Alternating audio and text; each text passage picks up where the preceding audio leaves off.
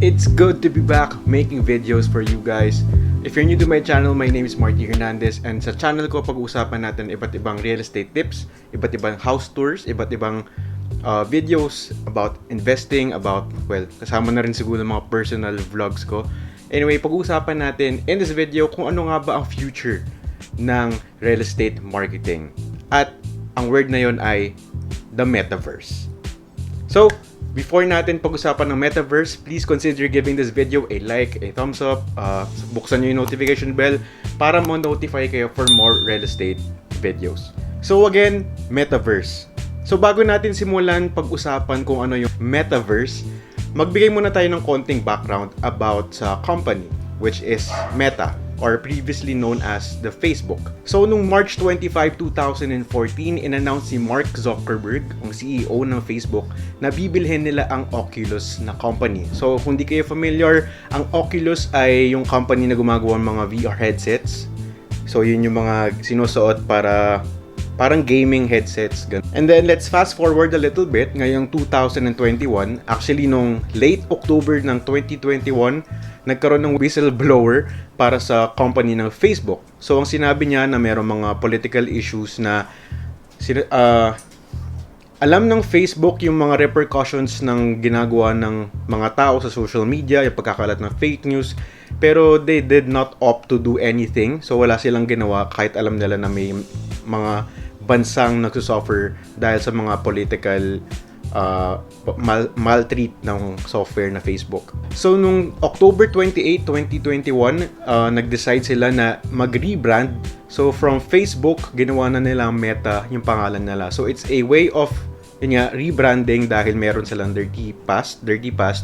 Pero it's more of, I think they want to broaden their technology, yung products. Kasi before, pag narinig kasi natin Facebook, ang isip natin is yung social media lang. Pero it's not that true. Facebook is a tech company and they tend to make innovations na magpupush talaga to have a better place in our society. So, itong Facebook, naisip nga nila itong metaverse. So again, hindi ko pa pala dinedefine. So metaverse, basically, it's a space where people can interact through virtual reality. So meaning, meron kang, isipin mo nasa isang game ka, and then nakakahalubilo mo yung iba-ibang tao na nandun ka sa loob ng game, pero may suot ka lang na VR headset. Yan. So ganoon ka-futuristic. Kung nanonood kayo ng Black Mirror, meron isang episode doon na para may nilalagay lang sila dito tas naglalaro na sila through their minds. So we're going through a very futuristic space na I think na makakatulong din sa real estate marketing. So bukod sa real estate, actually yung metaverse very big in gaming yan. So kung familiar kayo sa Decentraland, sa Sandbox, Saitama, actually Saitama crypto yon, pero very big din sa crypto. Actually, even sa crypto world, sa cryptocurrency space. And nga pala, if you're interested about cryptocurrency, comment down kung interesado kayo. At I think gagawa ko ng mga videos about it kung paano mag-invest sa cryptocurrency. Pero kung wala nag-react, wala nag-comment, siguro wag na lang kasi ano pang point. Yun nga, very big sa crypto space kasi metaverse is the future. They're seeing it as the future of everything. Very advantageous din to sa social media, especially kasi you have a space that you can use to hang out with people na kahit wala kayo doon, parang nandun pa rin kayo. So imagine nyo yung mga tao ngayon, di ba? Sabik na sabik makalabas, makapunta sa mall, mga coffee house, maka-vacation. Very useful din to for business. So especially kung may mga meetings, di ba? So pwede kayong gumawa ng meeting na parang nandun kayo, pero wala talaga. Pero nagmi-meeting kayo na parang merong physical interaction. Kasi parang ang concept ng metaverse, it's a combination of the physical and digital space. So nagmi-meet yung dalawa, nag-intertwined sila para magkaroon tayo ng mas madaling buhay. Hopefully. Kasi syempre marami pang repercussions itong metaverse dahil very new pa lang to. Another use for the metaverse is, for example, may concerts, di ba? So you can maybe use cryptocurrency. For example, pwede kayo bumili ng Saitama and you can go to concerts.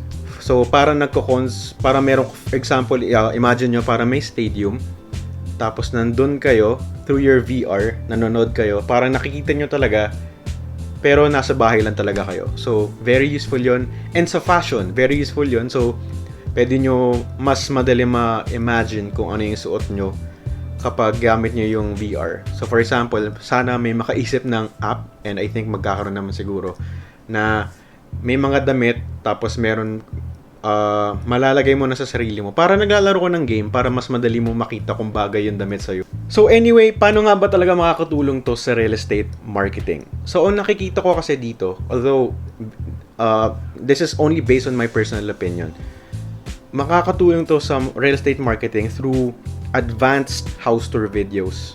So alam naman natin, like my channel, may mga YouTube channel na nag-house tour videos na preselo, and that is through video. So that is very nice. Parang nandun ka na, nakikita mo na yung bahay para magkaroon kayo ng idea kung ano yung itsura ng bahay. Pero what if we take the video to another level? So para magiging mas immersive. So imagine nyo, nakasuot kayo ng VR, nag-house tour kayo, na parang nandun kayo, naglalakad kayo, nakikita nyo yung mga different parts of the houses, pero nasa bahay lang kayo. 'Di ba? It's a very nice platform for showcasing the properties that you're selling, or yun nga, lalo na sa mga big developers, para hindi na pumunta yung mga tao sa mga showroom, pakita na lang nila yung VR view ng kanilang condo sample condo unit. So as I've said before, it's a very advantageous, it's very efficient and effective in my personal opinion. So although maganda nga talaga siya, of course, meron pa rin mga disadvantages yung paggamit ng metaverse for real estate marketing. So, ano nga ba to? Number one is, it's too advanced for now. So, sa metaverse space, parang nasa baby level 1 pa lang tayo. Wala pa talaga tayo parang hindi pa talaga tayo sanay to use metaverse for anything. Number two is, I think it's really a way to really showcase your property, a really nice way to showcase your property, pero paano mo gagawin yun? Paano mo i-render yung bahay? Ano yung mga software na gagamitin mo? Meron na ba talaga software ready for that? So, yun nga, isang disadvantage niya is, hindi lahat makakagamit ng metaverse to use it for real estate marketing. Dahil, yun nga, simula pa lang siya at di pa natin alam kung paano gawin talaga.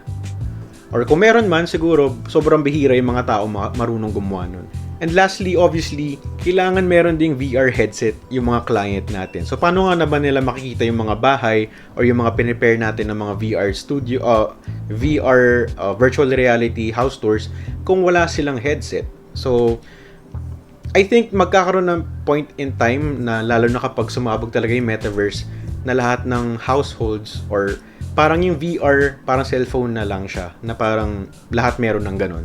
So, kung dumating tayo sa point na yon, malaking bagay yung metaverse in real estate marketing, in marketing and in general. Actually, marami siyang magagawang tulong sa mga tao. So, I think na mapupunta tayo doon. Anyway, I think mga 5 to 10 years, hindi naman, siguro mga 5 years o 3 to 5 years pa bago dumating sa mainstream media yung pag-advertise through metaverse.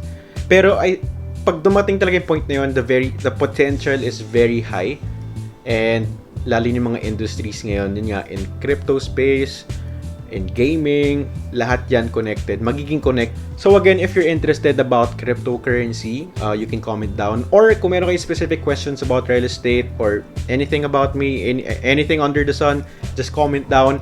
And sobrang na-appreciate ko kayo guys sa mga nanonood, and don't forget to like and subscribe dahil makakatulong to sa algorithm ng YouTube to promote my videos for everyone to see. So, I hope marami kayong natutunan today. Again, my name is Marty Hernandez, licensed real estate broker, and I hope to see you in my next videos. Keep safe, guys.